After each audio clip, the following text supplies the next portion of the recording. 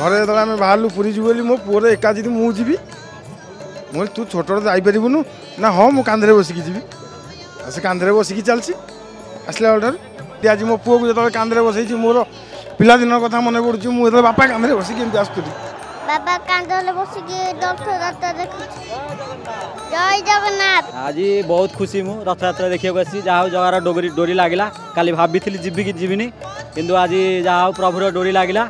पूरा फ्री माने दिन खुश रथ को देखा ही आम एत बाट को कष्ट करके आसिलु खुशी तो आज्ञा कहले न सरे एते खुशी जे भाषा भी प्रकाश कर परिबु।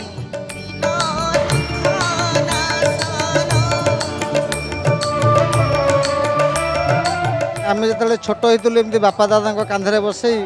बापा दादा मैंने आमको बुले देखौले रथ यात्रा आज आम बापा हो गलुनी आज आम पुओ झील मानू कांधे बसई आनी पूरी रथ दांडे रथ यात्रा देखापी आनीचु एवं आज जो आनंदर कथा एते भक्त आज पूरी दांडे पहुँची जगन्नाथ समस्त को आशीर्वाद करंतु।